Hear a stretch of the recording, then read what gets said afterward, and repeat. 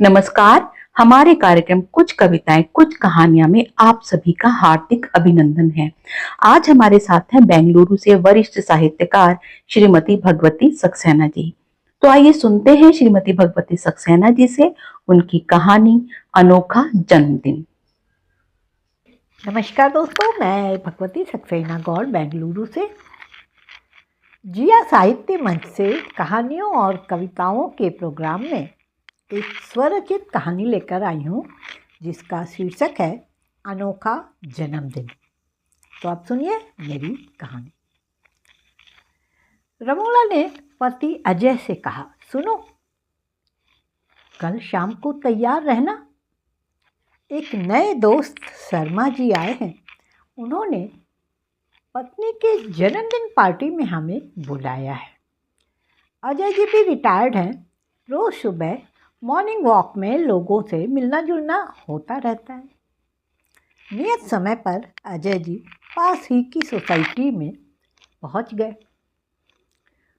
Flat का floor number ढूंढकर lift से उनके घर पर कॉल बेल बजाई। हॉल में कुछ जोड़े भी थे, बहुत सारे बच्चे भी जमा थे, संगीत बज रहा था, लोग स्टार्टर भी शुरू कर चुके थे। अजय और रमोला भी सबसे बातों में मशगूल हो गए। तभी शर्मा जी ने पूछा, बुलाइए भाई, जिनका बर्थडे है वो कहाँ है? तब शर्मा जी ने इशारा करके सबको एक कमरे में आने कहा। वहाँ एक बड़ा सा केक रखा था। बिस्तर पर मिसेस शर्मा आंख बंद किए पड़ी थी।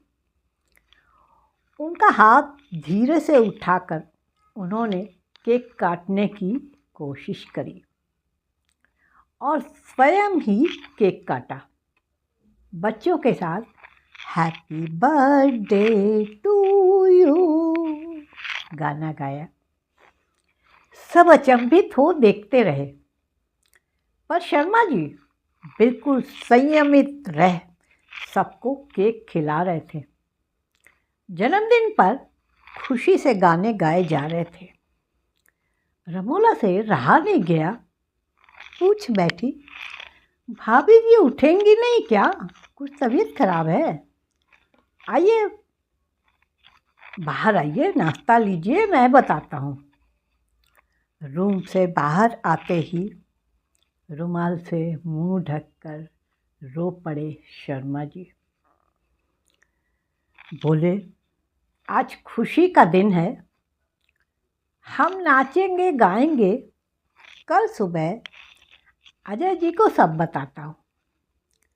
पार्टी 2 घंटे चलती रही, फिर सब अपने घरों को वापस आ गए।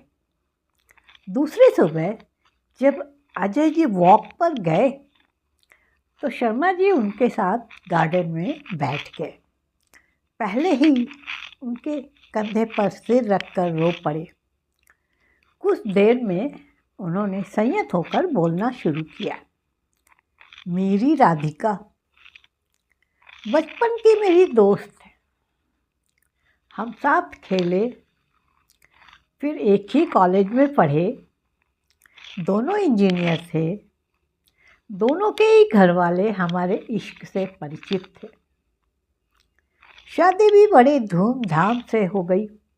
जीवन के 60 वर्ष हमने बड़े ही शानदार ढंग से बनाए। हमने जीवन के 60 वर्ष बहुत शानदार ढंग से मनाए। एक बेटा है, वो यूएस में कार्यरत है। शादी के बाद से ही हम वर्ष में 4 सेलिब्रेशन जरूर करते हैं। हम दोनों का जन्मदिन, विवाह सालगिरह और बेटे का जन्मदिन। केक कटता था, पार्टी होती थी। हमने प्रण किया था, जब तक जीवित रहेंगे हम ये करते रहेंगे। बेटे ने बेंगलुरु के फ्लैट में हमारे रहने की तैयारी की और आग्रह किया कि साल में 2 बार हमसे मिलने अवश्य आएगा। करीबन 2 वर्ष पहले एक एक्सीडेंट में राधिका कोमा में चली गई। उसकी तीमारदारी के लिए नर्स रखा है। मेरे आंसू अब बिना इजाज़त आँखों से निकल रहे थे, पर जब तक मुझ में प्राण है, फिर आगे बोलते रहे शर्मा जी, जब तक मुझ में प्राण है और राधिका की अंतिम सांस तक अपने मोहब्बत के सम्मान में मैं ऐसी पार्टियां करता रहूँगा। कभी कभी महसूस होता है वो सब देख रही है। नमस्कार दोस्तों, मेरी कहानी यहीं समाप्त हुई। अगर आपने अभी तक चैनल को सब्सक्राइब नहीं किया है तो कृपया सब्सक्राइब कर लें और बेल आइकॉन भी दबा दें, जिससे कि हमारी हर आने वाली वीडियो का नोटिफिकेशन आपको मिल सके। धन्यवाद।